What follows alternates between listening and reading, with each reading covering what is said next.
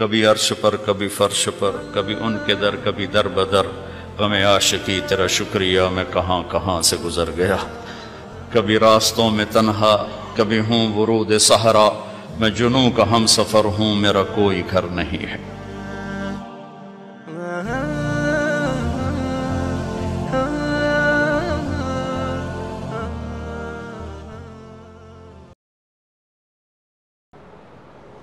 میں ابھی آ رہا تھا تو ایک ہمارے یہ ٹورزم کے چیئرمین ہیں، وہ گئے ہوئے تھے کوریا، ان کا فون آیا، میں نے فون کیا، آ گئے تھے، کہنے کہ میں یہاں آیا، لوگ بڑے انوسینٹ ہیں، اگر یہاں اسلام کی دعوت چلے۔ میں نے ایک کو دعوت دی کہ تم یہ دیکھ رہے ہو پہاڑ، یہ دریا، یہ درخت، یہ سبزہ، یہ سب کس نے بنایا؟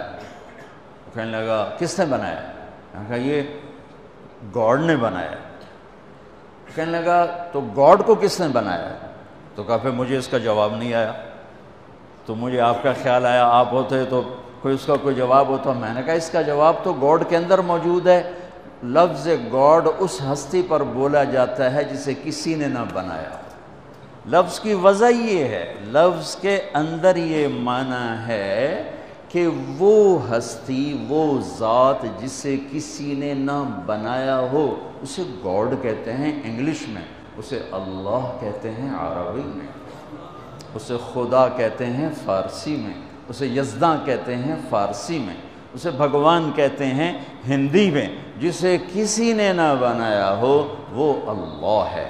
باقی یہ جتنے الفاظ ہیں یہ اللہ کا پورا ترجمہ نہیں بنتے، اس لیے میں عام طور پہ اپنے بیانوں میں کہتا ہوں، ہمارے بر صغیر میں لفظ اللہ کے لیے خدا استعمال ہوتا، خدا خدا خدا خدا۔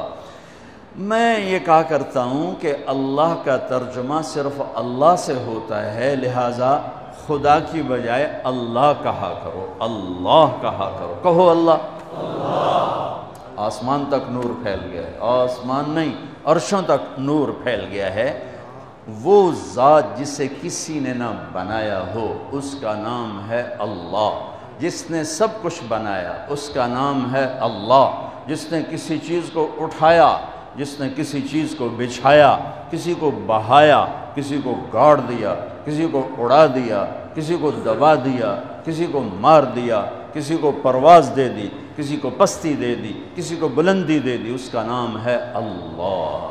میرے عزیزو، ہمارے اوپر جناب رسول اللہ صلی اللہ علیہ وسلم کا سب سے بڑا احسان، ویسے تو ہم دو ہستیوں کے احسان نہ گن سکتے ہیں، نہ گنے جائیں گے، چاہے قیامت تک نہیں، یہ ریت کے ذروں کے برابر عمر لے لیں اور ہم ان دونوں ہستیوں کے احسان گننا چاہیں، نہیں، ناممکن ہے، ناممکن ہے، لیکن پہل کی جا سکتی، پہل، سب سے پہلا، سب سے بڑا، سب سے عظیم احسان اس کائنات کے انسانوں پر، بلکہ کل کائنات پر، جو جناب رسول اللہ صلی اللہ علیہ وسلم کی طفیل ہم پر ہوا، وہ کیا ہے کہ انہوں نے ہمیں اللہ کا پتہ بتایا اور اللہ کا صحیح پتہ بتایا۔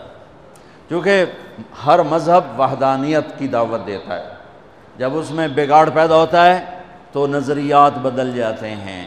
تو موسیٰ علیہ السلام نے لا الہ الا اللہ کی دعوت دی، لیکن یہود نے عزیر ابن اللہ، انہوں نے عزیر علیہ السلام کو اللہ کا بیٹا بنا دیا۔ عیسیٰ علیہ السلام نے لا الہ الا اللہ کی دعوت دی، لیکن قالت النصارى المسیح ابن اللہ، لیکن نصارہ نے کہا کہ عیسیٰ علیہ السلام اللہ کا بیٹا ہے۔ ہمارے نبی پاک صلی اللہ علیہ وسلم نے ساری شرک کی جڑیں کاٹ کر اور ایک اللہ کو 3 آیات 4 آیات میں اتنے خوبصورت انداز میں بیان کیا، قل هو اللہ احد اللہ الصمد لم یلد ولم یولد ولم یکن له کفوا احد، اسے اللہ کہتے ہیں۔ میرے حبیب نے بتائیے، یہ اس کے پیچھے کو واقعہ ہے۔ قریش آ کر کہنے لگے انصب لنا ربک، انصب لنا ربک، اپنے رب کا کوئی عطا پتہ بتاؤ، کوئی پیڑھی بتاؤ، کوئی نسب بتاؤ۔